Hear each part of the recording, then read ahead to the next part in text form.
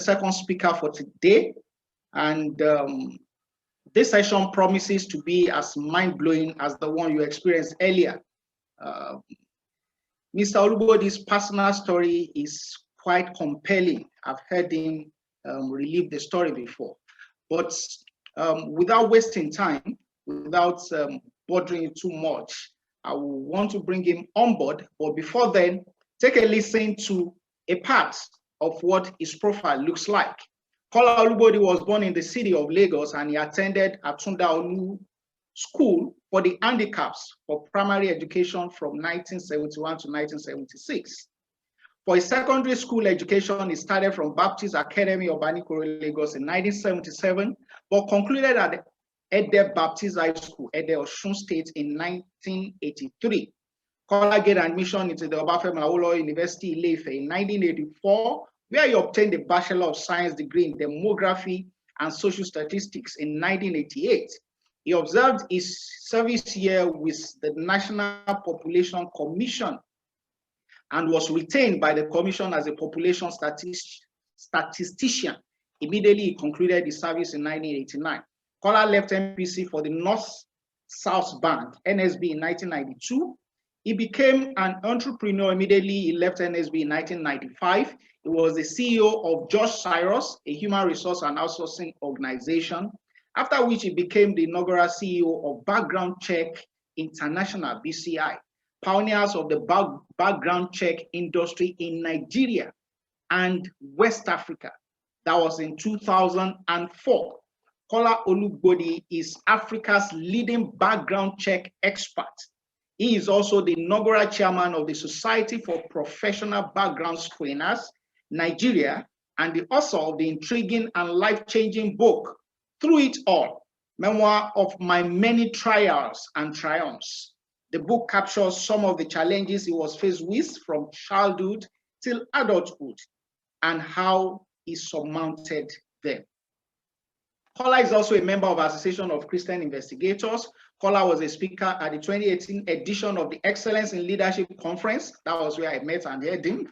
An annual program of the Daystar Christian Center, a fellow of the Institute of Information Management, Africa, the first African member of the National Association of Professional Background Screeners, NAPBS, USA, advisory board member of the International Due Diligence Association, and alumnus of the U.S. Department of State's International Visitor Leadership Program, member, Association of Certified Fraud Examiners, member, ASIS, International USA, member, the Nigerian Institute of Industry Security. Kolu is a winner of several awards, some of which are the CNBC's West Africa Entrepreneur of the Year Award finalist, PSR National Development Merit Award in the sphere of background checks, screening, and verification services, Rotary International Achievers Merit Award.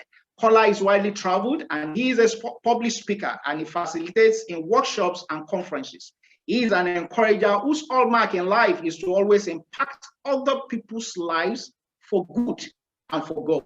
And that is exactly what he promises to do this moment, this afternoon. He is happily married and blessed with 2 precious children. Please make welcome the phenomenal Kolu Olugbodi.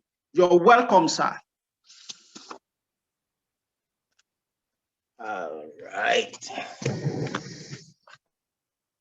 All right, good afternoon, everyone.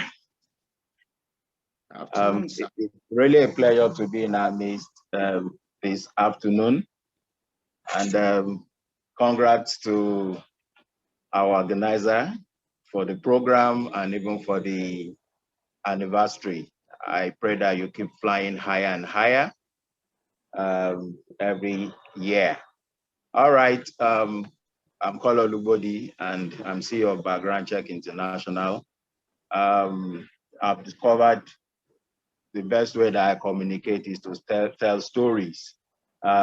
So talking about how to take your career to the next level, how to really stand out and excel in your career, I will be telling us stories this afternoon. And the story that I know very well is a story of somebody, and that somebody is myself. And so in the little time I have, I will just try and take you through my work history, so to say, and to see how I got from when I never had a chance even to get the first job in the first instance, even to get into this point. All right, I remembered when I graduated from the university, that was in 1988, and I was supposed to go for my NYC. I was posted to National Population Commission. And I remembered the day I resumed at National Population Commission, and the director in charge of the Ogun State office immediately saw me. The man was so disappointed. They requested for 10 coppers from NYC.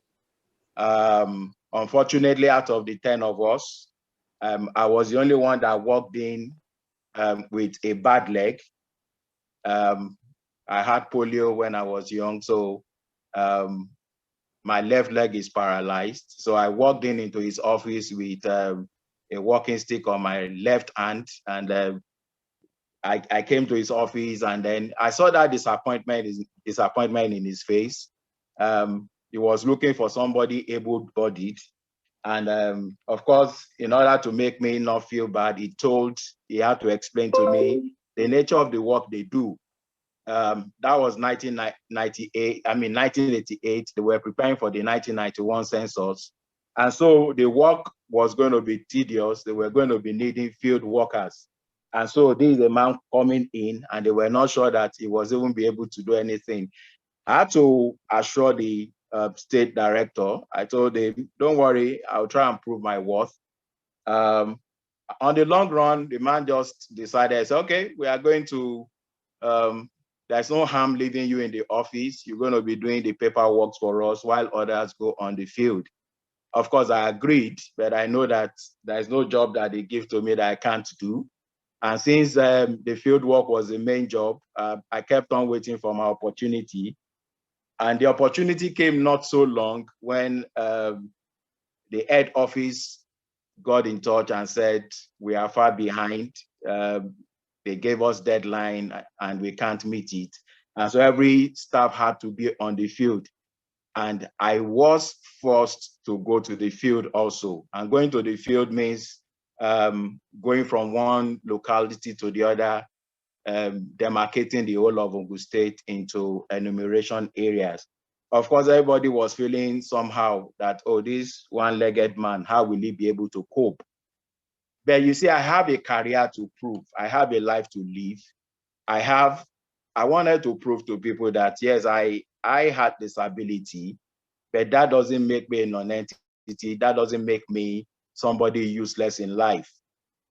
And you see, if you're going to excel in your career in life, maybe one of the first nugget I'm going to give you is that you have got points to prove to people.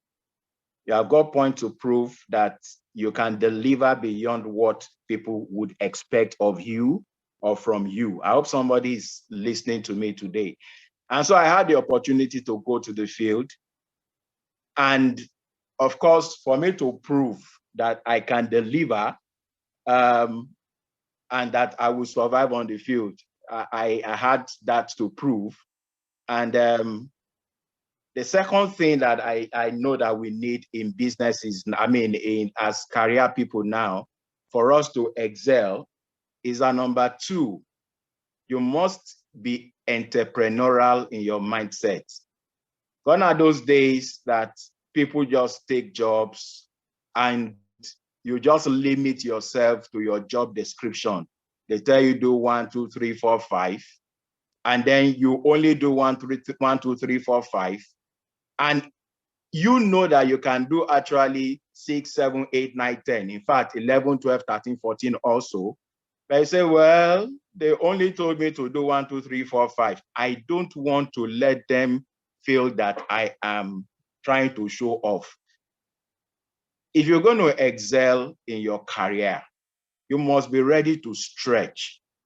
I hope somebody is listening to me. You must be ready to stretch. You must be ready to do beyond what is expected of you. It's not about just doing the barest minimum or the barest that is expected of you.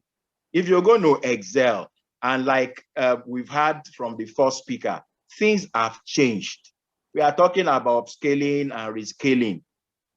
We are talking about you ready to be very flexible and do beyond what you think is your job description. So if you're going to excel, the second point I want to give you is that you should be ready to be entrepreneurial. I remembered when I got to the field, they gave us the specification. In fact, they believe that if you're able to cover like 5 localities per day, you have really tried. And some will cover even just like 15 localities in the whole week. But then I studied the whole process and I asked myself, how can we do much more than 15, 20 localities in a week? Can we make it 40? Can we make it 50? And I started coming up with different ideas.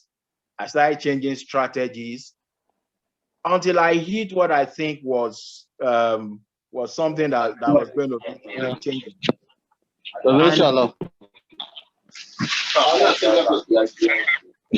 Sorry, just a minute, sir.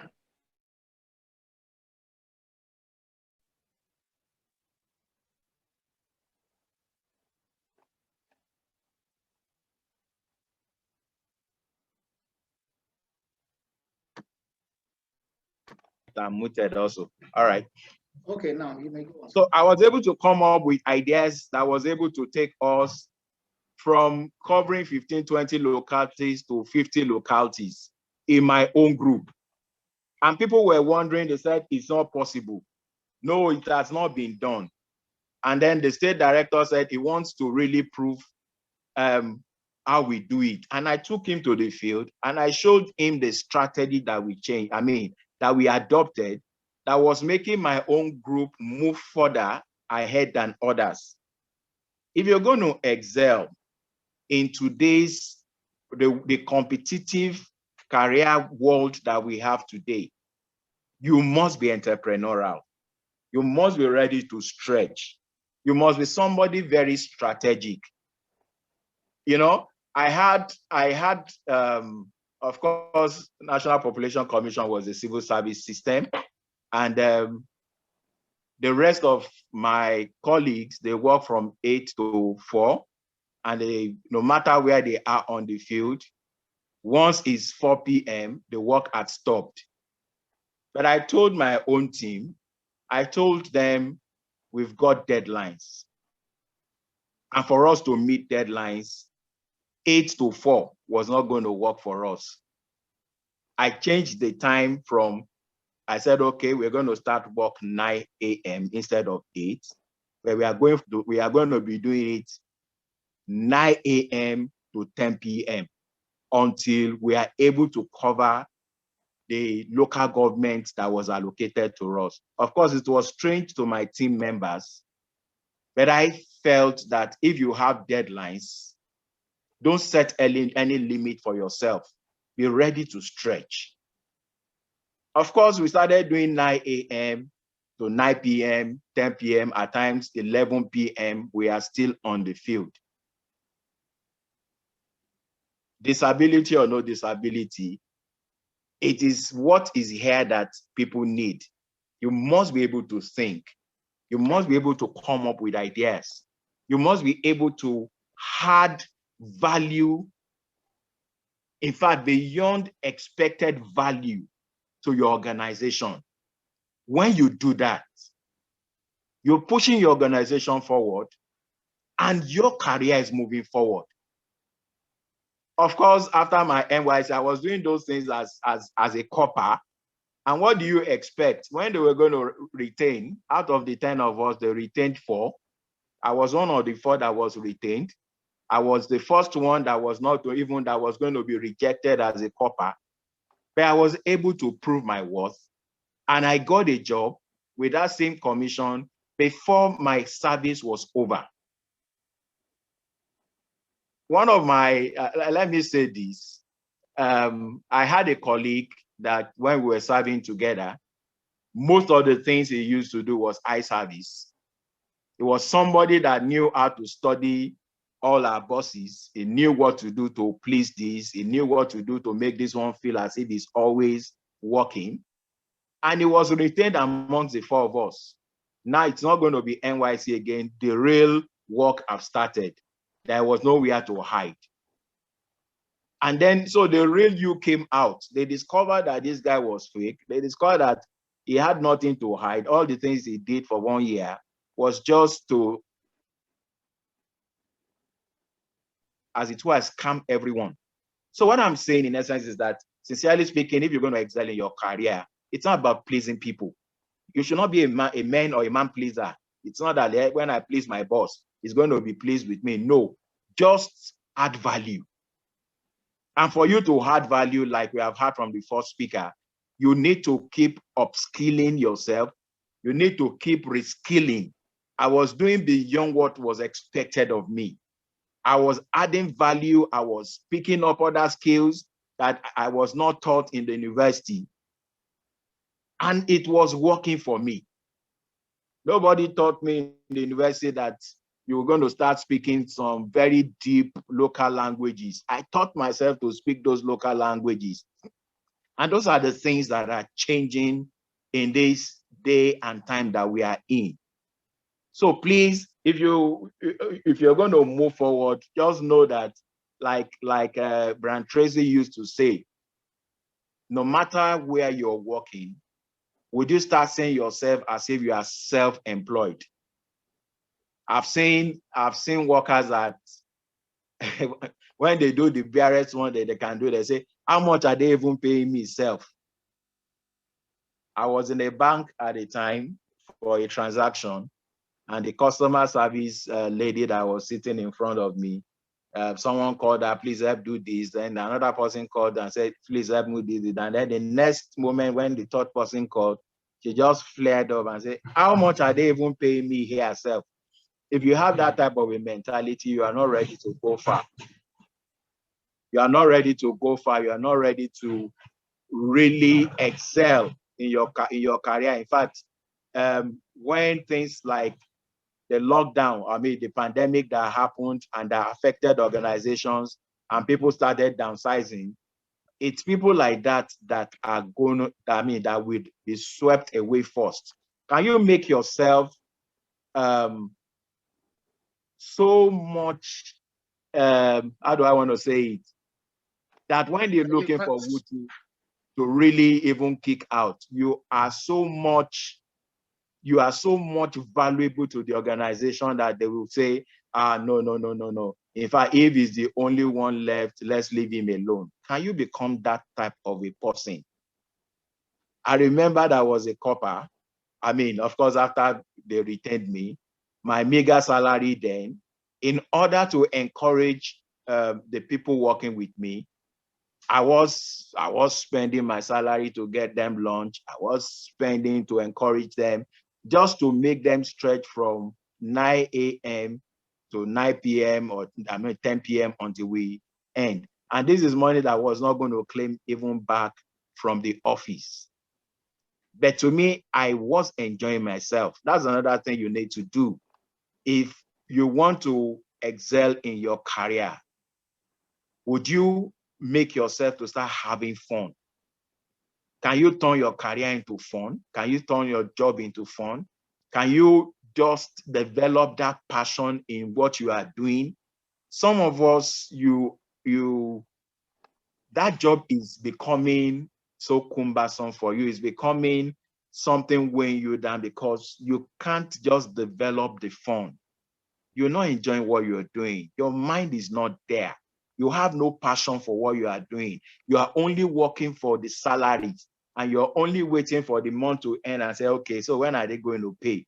You're not going to last long when crises happen and people need to be chucked out of organizations. Your passion is not there. The fun is not there. You're just working. You are like machine. You can't excel, when you are like that. I was doing these things. It wasn't easy, but I developed fun. In fact, I made the members of my team to create fun. In fact, fun to the point that, you know, when you go out, National Population Commission, my boys will say, let's talk to them like politicians. Let's promise them if they let us do the census well, we'll give them light, we'll give them whatever. You know, just for the fun of it, I'll tell them, let me see how you are going to act. And they were doing drama, and it was just fun. But when they want to go far, we stop and say, no. You are going beyond what is expected of you. Can you create fun out of what you are doing? If you cannot enjoy your work, I'm not saying you excelling in it. I'm not saying you excelling in it. So if you want to really excel in your career, number one, I've told you, you must have that entrepreneurial mindset. Organizations are no more looking for employees, so to say. Organizations are looking for entrepreneurs. Like in my organization, the training we are giving ourselves now is that I don't need workers, I don't need staff. I need colleagues, I need partners, I need consultants, I need entrepreneurs like myself, people that can think on their feet, people that are bringing up ideas. And you know, in times like this, the only thing that keep companies going on is for you to keep innovating.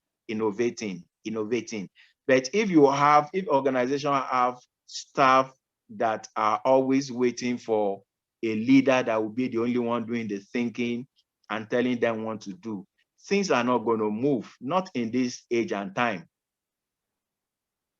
And one of the things I'm going to be sharing when we get to the workplace of the future is the fact that what my organization did now is that because things are changing fast, things are getting more techy, things are getting more digital. So we have to surround ourselves more, even with the younger chaps, guys that know what is happening now in the digital world, that knows what to do, even with technology. Things are changing. So if you can't upscale or upskill or reskill or cross-skill, the first speaker was talking about cross-selling, but there's something also called cross-skilling, going beyond what you think this is the only skill I have. I think I should be able to do a little bit around this one also. Then you are crossing from your skill to another skill. Those are the things that are making organizations excel now. And for organizations to move far these days, they need very, very, very, very innovative staff that think like entrepreneurs. And that is what I want you to be. Make it so difficult for anybody to say, oh, sorry, we need to downsize and then you are going to be affected. Let that not happen to you. And you see, learn to also delay gratification. I know some of us, you just start, you're working, you're already complaining, no, I need to get this promotion, I need to get that. You just keep proving your worth. Like I remember when the actual census started, because I've been stretching, they've seen what I could do. I was posted to the volatile areas during the census. And to the glory of God, I excelled in them, not looking at any disability or any inadequacy.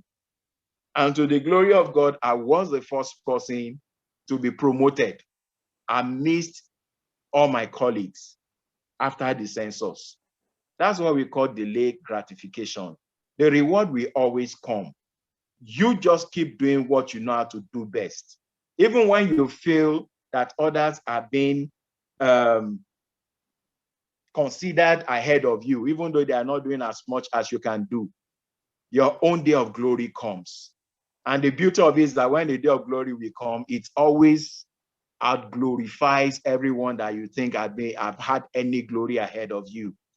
That was what happened to me. And you see, now I'm talking, I have a company of my own. The only thing that gave me the opportunity to start a company of my own was that when I was working for someone, I was able to prove my worth. I was able to push that organization forward further beyond even what they were thinking of doing. And that's the same process and procedure and strategy I'm applying even to my own business now. Whatever I did in National Population Commission, I'm just taking it to a higher scale in Background Check International. All right, so I didn't plan to talk for so long, but I hope you were able to get some points even from what I've said. If you're going to excel in your organization, be ready, number one, like I've said in conclusion, be ready to prove your worth. You have got value. You have that, strength in you. You have that ability in you to stretch, to move beyond what people are looking in the physical. So prove that worth. Even when people are telling you, I don't think you'll be able to do it or whatever, it's not in what you have said, what you will say, it's in what you will do that will prove to them that you can really deliver. Then number two, I spoke about the entrepreneurial. Be entrepreneurial in what you're doing. Don't just limit yourself to your job description. Are you ready to stretch? Do beyond what is expected of you. And then, of course, be strategic in the way you work. Be strategic. Some of us, we are just used to doing things according to the rules, so to say. This is how they told me to do it. And that is the way I'm doing it. Even when you think, I remember the story when I was young, and they normally take us to NTA Lagos to go learn some artwork and then how to drum. And I remembered one of those days, Olugbodi, that was the man that was teaching us how to drum then. He wanted to make me, make a beat on the drum. And after he has done it, it looked so simple and I wanted to try it. And somehow I could not just make it happen. And it was live program and I was feeling so embarrassed, even though I was young. When I got home, I wanted to tell my friends and younger ones, say, see the way I disgraced myself on the TV. They told me to beat a drum. That was what they told me to do that day. The only difference was that Olugbodi is right-handed, I am left-handed. So what he did with his right hand, when I tried it at home, I used my left hand, but on the TV, I was trying to use my right hand. I could not get it on TV because I wanted to do what Olugbodi did. But when I got home, I just did natural thing, which was my left hand, and I got it. So what I'm saying in essence is that you need to be strategic as a worker, as a career person. If you are told to do it this way, fine. You must be ambidextrous. You must think other ways of doing this thing to arrive at same answer, if not a better, destination. So you must be strategic. And then, of course, you are the leader of your life. You can determine how far you want to go in life. And you can determine if you want to be limited in life. I want to tell you, don't be limited and be ready to fly. So I hope somebody will have learned one or two things from me just doing this talk. Thank you very much. And God bless you. Nice to be in your midst. Thank you so much.